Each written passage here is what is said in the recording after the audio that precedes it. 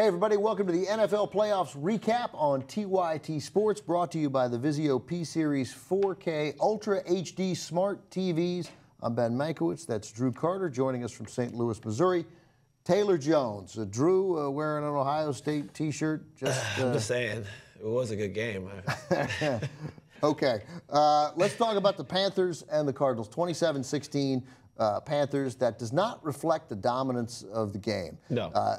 When the Cardinals led this game 14-10, I think I speak for the rest of America when I was like, what the is going on? How is this game 14-10? But the Cardinals do what caused me to bet on the Cardinals in this game, which was, you know, they make a couple of huge plays, and Cam Newton still has these moments of tremendous inaccuracy. Yeah. And then they got the break on both his blown route. Somebody, either Kotchery or Newton, misread something and threw the pick right to Cromartie. You think that was on Kotchery? I feel like Kotchery, he was looking at Cam's eyes, and he thought he was going to throw it farther downfield. And I'm like, he stops. You don't. Right. And I know right away. I can hear my coach in my head right now. Don't ever stop. Don't ever stop. Yeah. So I mean. And then they got the other break on the muffed punt and turned both of them into touchdowns. And all of a sudden, a game that seemed like they weren't going to be in at all was 14-10. And then, of course, the third quarter happened within a minute and a half of the third quarter. A couple of touchdowns by the Panthers. It's 27-14, and the game is largely over. Over because the Arizona Cardinals ended up with 78 total yards. 78. And that's a record. I don't want to pick on people, but before I put it out there to you guys, I want to just say that before Week 17, Cardinal coach Bruce Arians said he was going to start Logan Thomas. And then he said he went back to Ryan Lindley because Thomas had a tough week of practice.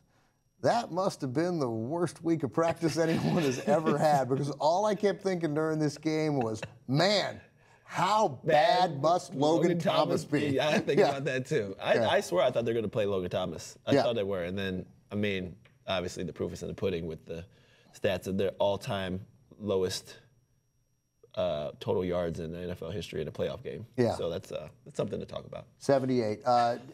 Did you have any kind of reaction like that, Taylor? What were your thoughts on could I mean, look, you go down, you lose two quarterbacks. There's not much you can do, right?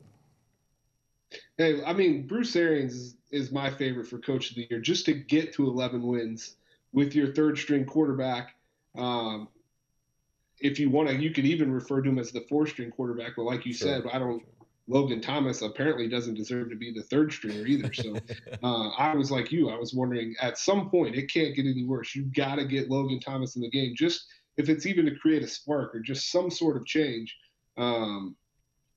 We're talking about a team that entered this game only with 4 touchdowns in their past 27 quarters of play. Yeah. So I don't know that we necessarily expected there to be a different outcome. Right. But, man, it got ugly for sure. It did. It's amazing that it was only an 11-point game.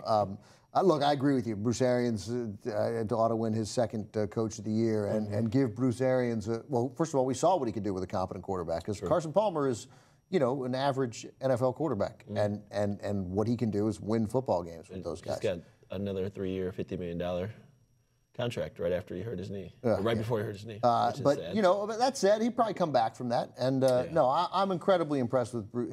And you know, it's Drew Stanton. I mean, obviously played at the sort of flagship university of the Big Ten at Michigan State, of course. But I mean, it's not like Drew Stanton was going to. The great thing was to sort of referring to Drew Stanton as the savior. But anyway, really impressive performance. You know, I don't even know if it was an impressive performance. That's what I mean, because the fact is the Panthers made a number of huge mistakes.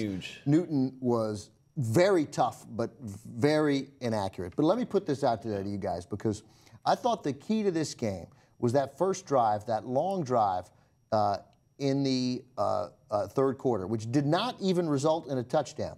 But twice, Cam had, I think, 3rd and 13 and 3rd and 10, and then a 3rd and 7. And on the first two, scrambled, making it by about a half yard each time. The second time, looked like he was sacked.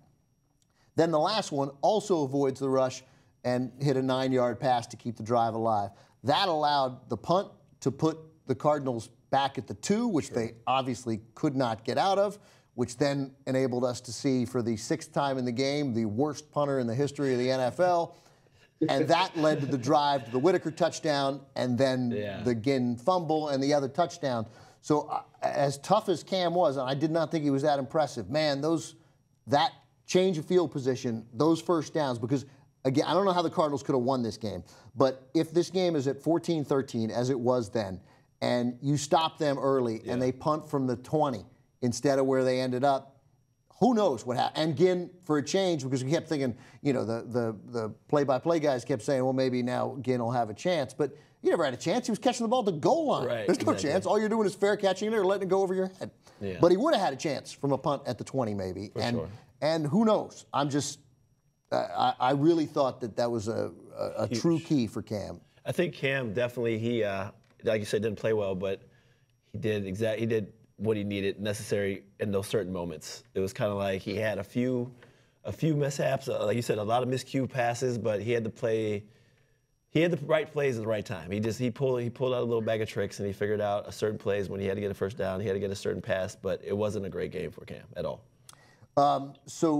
Taylor, one thing that really surprised me in this game, and I think you're going to tell me that the last 4 weeks of the regular season told us that this might happen. But the Panthers, certainly in the first half, where they were inexplicably down at halftime, but they dominated the line of scrimmage, just dominated it. And you thought if the Cardinals were going to win this game, it's because their defense was going to show up and be huge, but they weren't. Cam made a lot of mistakes that I thought bailed the Cardinals out, but they got pushed around, didn't they? Yeah, I mean, let's face it. The Carolina defense dictated this game, even though they were losing in the first half.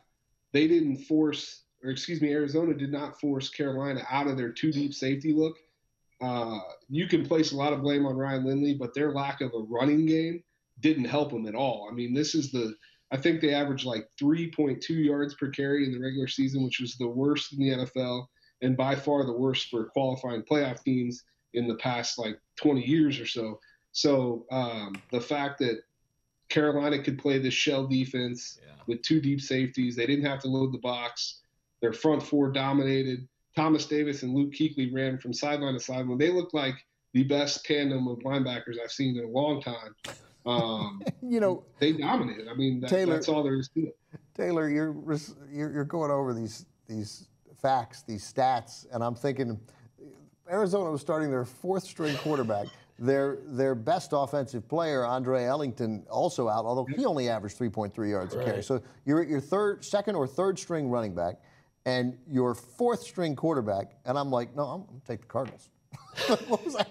All you got is Larry. All you got is Larry Fitzgerald on offense. That's it, and he can't. Yeah, and I thought Michael Floyd would have a big year, but he wasn't even really producing when Carson Palmer was there. Yeah. But you don't know what to make of it from Arizona. Yeah, it's significant that an NFL team could dominate another NFL team like this is significant. Right. But this offense was so badly hampered. Yeah. And the punting, Drew Butler. I've never seen a punter choke in the playoffs. I hate. I rarely use that word, but that seemed to be the only explanation. It was pretty bad. That he got. I mean, like we said, the fact that everybody was saying they need to go ahead and draft the Alabama punter from the Sugar Bowl already. For no question, they got to address that. So next week, let's assume for the purposes right now, we don't know where Carolina's going. They could go to Seattle. They could go to Green Bay. Right. They cannot beat Seattle. It can't be done. That team, I don't think, can't. Like in our other video, we assessed the Ravens' chances of beating the Patriots, and we sort of all thought they're in the 25 to 35% chance that they can win that game. I don't see a scenario where the Panthers could possibly beat Seattle, which is what will happen if Dallas beats Detroit tomorrow. Drew, let's start with Taylor. Taylor, does that strike you? I mean, granted, there's always some chance. Yeah. But here, I'm going 0%. There is no chance. 0%. Yeah, we're at 0. Drew? Well, since I'm an alumni of the Panthers, I have more faith, a little bit more faith than y'all, a little bit. And I feel like even though I did lose in 2005 up in Seattle in the NFC Championship game and got demolished. So I just traveled and that so wasn't far. this Seahawk defense. I'm just saying, and that's what I'm saying. The Seahawk defense is even stronger now. Who was their running back then? Then it wasn't Marshawn Lynch. I don't even remember. Hasselbeck was the quarterback. Yeah, no, it was Hasselbeck. But anyways, but the 12th man, I mean, I literally can remember being in a huddle not hearing the quarterback calls because it was so loud. So I know right away that's going to play a huge factor. And then, like you said, the defense is just the Legion of Boom is. So I would give them maybe like a 10% chance. Yeah, that's insane. That's insane. It's a homer talking. That's the Carolina Panther talking. You're like buzzing. You're filled like everybody I played for is going to win the championship. Yes, it's good vibes, man. Yeah. I got this good energy. But let me ask you to repeat that because when you played in the NFC Championship game in Seattle, you could not hear Jake Delhomme. No, we were pinned back literally like 6 or 7 times, and literally I would have to read Jake Delhomme's lips, like plays, and I would assume, and I can clearly remember pushing Steve Smith and just telling him to play because he wouldn't listen to the play call anyways, and I would have to tell him anyways. So why wouldn't he listen to the play call? Because he just, if you see Steve Smith on TV, that's exactly how he is all the time. So he just is like, what's the play? I was like, well, you just got this route. Just go this way. But literally, I mean, the 12th man is no joke. I mean, cold and rainy, Legion of Boom, obviously with, their defense is best defense still, I feel like, in the NFL. When Wagner and Chancellor came back, it was like that little brief period at the beginning of the year where maybe you thought the Seahawks defense wasn't as good. Right. Now they feel like they're 90% of what they were last year, 95, which is feels unbeatable to a team, unlosable to a team like Carolina. Traveling up there honestly, traveling up there is a huge advantage for Seattle. The home team, it's just like nobody's ever close to there. So, Taylor, give me the scenario. How do the Panthers, if the Panthers win that game, and we've all seen crazy upsets happen in the NFL, what will happen if the Panthers win that game? Party. Like, what's the scenario? Who breaks through? Yeah, Jonathan Stewart's been out of his mind the last month.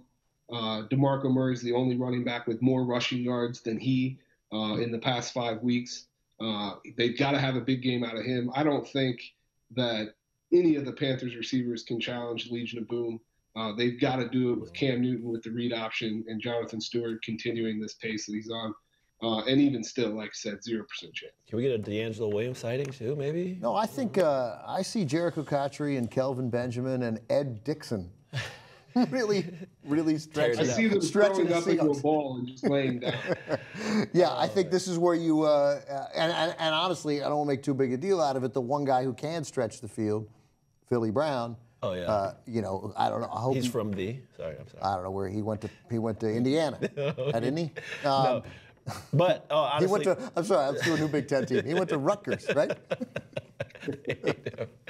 But honestly, the key for the Panthers, for a victory, is to stay on the field. Offense has to stay on the field. Right. They got a long drive. So I mean, what Taylor said. When if they win, Jonathan Stewart carries the ball 28 times for 145 yards. Cam runs the ball 9 times for 50 yards. Exactly. And that's well, that's not going to happen.